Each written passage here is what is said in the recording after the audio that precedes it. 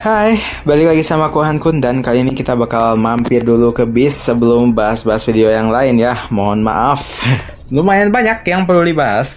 Dan terima kasih buat M. Ferry dan Aljoni yang sudah request tentang tips biochemical bis ya, sama tentang chip. Kalau keburu aku bakal bahas di video ini juga ya. Kalau enggak mungkin di video selanjutnya. Jadi, apa itu biochemical beast? Biochemical beast itu adalah satu instrumen yang ngebuat player itu bisa memberikan lebih banyak uang ke DLS. Benar juga. Apakah penting? Penting, gak penting? Penting sih. Penting.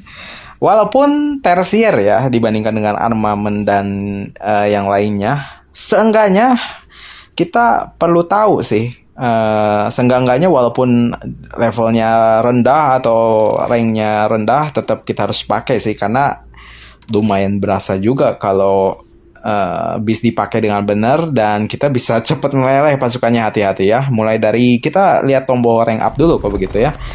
Dari rank up kita ada tombol index, di bawah kita tekan tombol index dan di sini adalah semua list biochemical beast yang pernah ada di game ya. Mulai dari fire, api, water, air, grass, rumput, dan physical ya fisik. Dan kalau mau ngebandingin beast, baiknya kita di level 100 ya. Di sini ngebug ya ini. Di awal-awal level 1 dan kurang menarik dan gak kelihatan potensi maksimal bis itu kayak gimana. Jadinya kita pencet tombol max di bagian kanan atas dan kita lihat level 100 atau maksimalnya hammer pangolin itu kayak gimana si skill-skillnya ya. Tapi kayaknya kalau bahas skill lumayan panjang, jadi kita bakal bahas yang dasarnya dulu. Mulai dari tipenya. Tipenya itu kalian bisa lihat di sebelah nama hammer pangolin atau level 100 itu ada kayak icon batu warna kuning. Kita bisa klik itu dan muncul biochemical base attribute advantage, di mana mekanismenya itu kayak troop advantage ya. Kayak infantry itu efektif lawan rider, lawan range lawan infantry, kayak begitu. Dan kalau beast di sini interaksinya kayak begini. Air itu bakal nge-counter api nge-counter daun nge-counter air. Sedangkan physical dia nggak nge-counter siapa-siapa ya.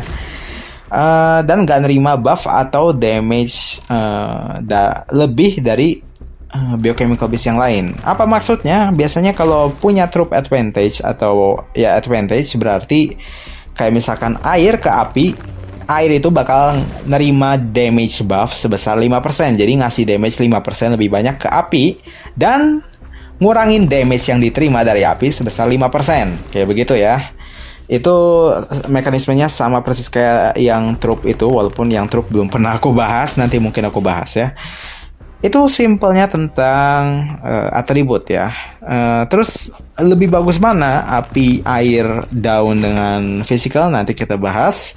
Terus yang dasarnya dulu aja. Di sini ada tombol atribut ya. Tadi kalau background sih tentang cerita aja, walaupun udah nggak menarik ya semenjak Z-Virus digantikan ya dengan game bocil itu ya udahlah. Ke atribut saja, dan di sini ada basic attributes di mana ada HP, attack, defense, dan ada tanda tanya di mana di sini kita bisa klik, dan ini adalah mekanisme battle biochemical beast secara dasar. Mulai dari setiap squad itu atau pasukan kita bisa bawa satu biochemical beast sebagai leader yang muncul di field dan satu sebagai support. Lalu di sini beast lawan beast ya. Bukan Mr. Beast ya. Beast lawan Beast dulu ya. Jadi kalau misalkan nyawa Beastnya itu udah mati atau udah habis nyawanya, HP-nya udah 0, dia indikator ikonnya itu bakal redup atau mati, dan damage yang harusnya diterima oleh Beast karena Beastnya udah meninggal, maka dari itu damage-nya dialihin ke pasukan kita, dan itu agak mengkhawatirkan kalau misalkan Beast-nya beneran ngasih damage yang tinggi ya. Jadinya perlu dicatat nih buat kita. Terus biochemical Biochemical Beast Battle di Rally dan Garrison itu konsepnya kalau misalkan HP-nya atau Biochemical Beast-nya udah habis nyawanya atau udah mati, kalau kita isi lagi pasukannya ke tower tersebut, dia bisa hidup lagi ya, si HP-nya nambah lagi. Semakin misalkan kalau udah meninggal tapi kalau diisi lagi trup, dia bakal hidup lagi, sama kayak Rally juga sama kayak begitu. Dan si atribut beast-nya juga bakal meningkat atau di-boost sesuai dengan jumlah trup yang kita bawa ya. Itu konsep Rally dan Garrison. Lalu tentang special attributes-nya, yang mana kita bisa lihat di beast itu punya masing-masing keunikannya sendiri ya. Misalkan di Hammer Pangolin dia ada tulisan Garrison, Crit, dan Counter. Berarti beast ini cocok untuk Garrison dan punya atribut Crit dan Counter. Dimana kita bisa lihat di sini memang ada ya, Crit-nya 210, Counter-nya 420. Kombonya nggak ada. Ya emang nggak dispesifikin di situ ya. Ini adalah stats dimana tanpa chip ya. Jadi kalau kita lihat Petri Dish itu murni semuanya itu secara dasarnya kayak begini gitu sih beastnya. Di level 100 atributnya kayak gini. Kalau misalkan lebih dari ini ya pasti efek dari buff-buff lain atau teknologi ya. Lalu di special attributes itu penjelasannya kayak gimana ya? Combo, crit, counter, kan ada beberapa yang masih belum tahu juga dan bingung. Kita langsung klik tombol tanda tanyanya. Dimana, waduh, tulisan semua bang, dan kalau dibaca pun ada yang masih bingung juga. Memang cukup membingungkan nih. Aku juga udah take berapa kali, aduh. Moga nggak diulang lagi ya. Mulai dari yang atas udah dibahas tadi ya. Terus damage Biochemical Beast dibagi dua. Ada direct damage atau damage langsung dengan indirect yang tidak langsung. Direct atau yang langsung itu disebabkan oleh active skill dan leader skill. Sedangkan yang tidak langsung itu damage redusial, damage yang disusul, dan damage yang disebabkan oleh efek korosi misalkan. Di sini ada crit, di mana ini tuh critical hit. Ya, jadi kalau semakin besar crit kita, maka chance buat ngasih crit, ngasih damage yang lebih besar ke musuh itu meningkat ya. Jadi misalkan di sini kita punya 210 crit, maka chance-nya buat ngasih crit ke musuh, crit damage ke musuh itu 25,9%. Kalau di sini hitungannya nggak tahu mereka kayak gimana, tapi yang pasti kalau misalkan semakin besar critnya, maka chance buat ngasih crit ke musuh juga semakin besar. Dan konsep crit itu bukan semata-mata damage-nya tiba-tiba jadi 2 kali lipat ya. Kelihatannya nggak kayak begitu, karena kalau kayak begitu bakal lumayan mengerikan ya. Kalau di penjelasannya di sini, kalau kita memberikan damage ke musuh di battle, kita tuh setiap detiknya itu bakal punya chance atau kesempatan buat nge-trigger crit. Dimana kalau critnya ke-trigger atau nyala, maka musuh akan mendapatkan crit damage dari kita. Crit damage-nya itu ya berdasarkan dengan stats crit damage-nya. Misalkan kalau di sini 8%, berarti musuh diberikan damage lebih banyak 8% dari kita gitu. Misalkan kita ngasih 1000 damage, attack-nya 5000 pada saat itu. Nah, crit ke trigger, maka dari itu 5000 damage itu bakal nambah ya. Jadi detik itu bukan 5000 tapi 5400 ya. 8% dari 5000, 8%. Ya 400 ya, tambahannya itu lumayan juga ya. Lumayan juga ternyata ya, karena angkanya udah ribuan nih. Maka dari itu penting ya buat bawa bis. Kayak gitu ya. Jadi bukan semata-mata 2 kali lipat 10.000, tapi berdasarkan crit damage-nya ya. Itu tentang crit ya. Damage secara langsung. Dan kelihatannya basic attack ya. Kalau skill bisa di crit sih aku belum tahu ya detailnya.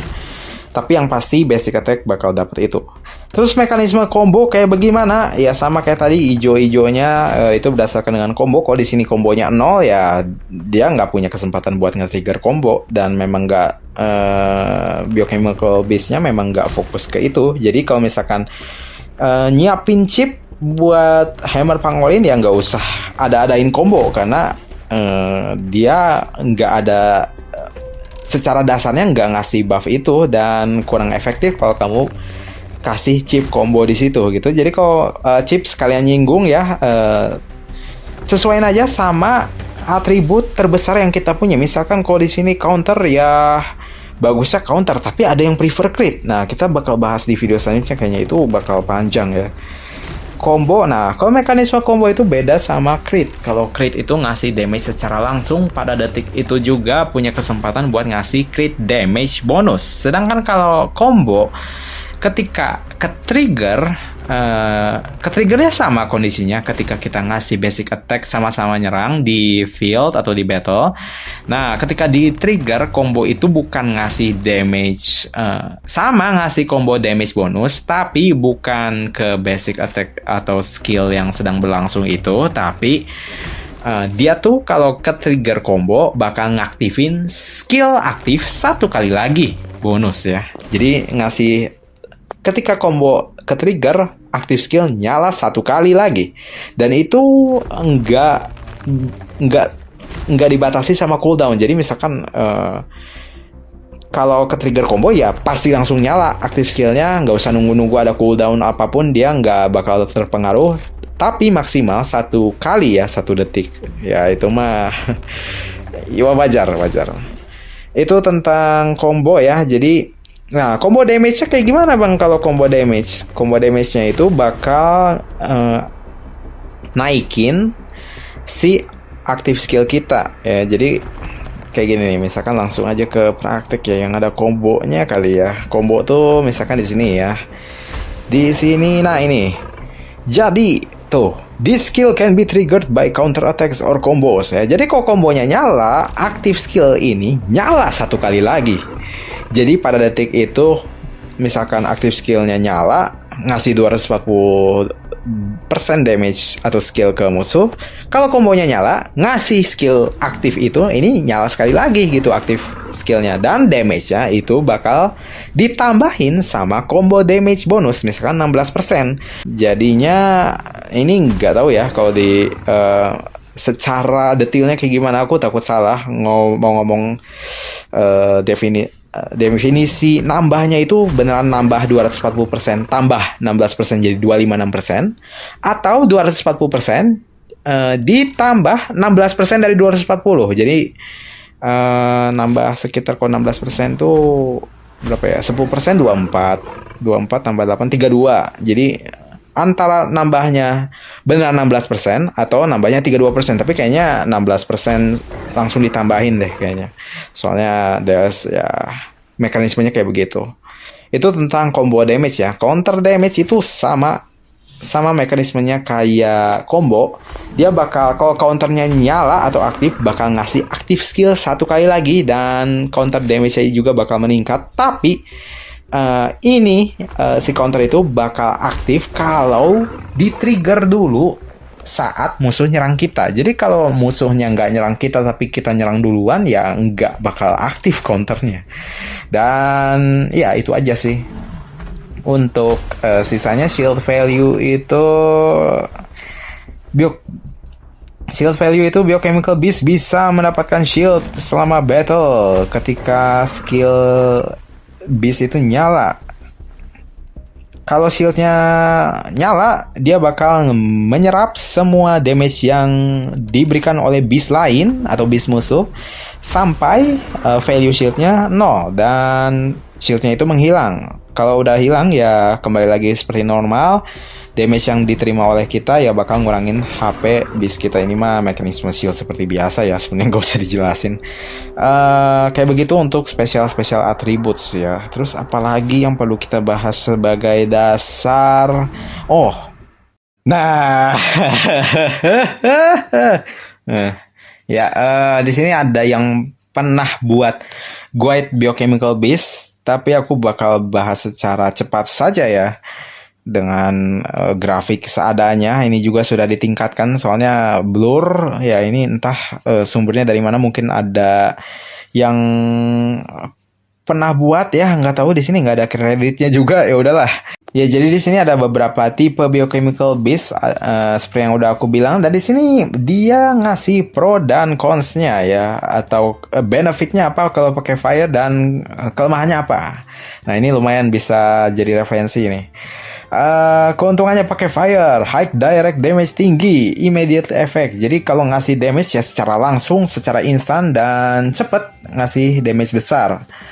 Critical base skill triggers every 3 sampai 6 detik. Ya, ini sama persis kayak tadi ya. Jadi critical skill itu di triggers setiap 3 sampai 6 detik dan dapat boost damage sesuai dengan crit damage. Deal double damage to grass beast. Nah, ini baru tahu kan? Jadi kalau critical hit itu seperti yang aku bilang tadi kan nggak semata-mata ngasih 2 kali damage ya. Tapi kalau ke grass atau ke daun ternyata ngasih double damage. Waduh, ini siapa yang buat? Apakah bisa dipercaya? Kita percayakan saja ya.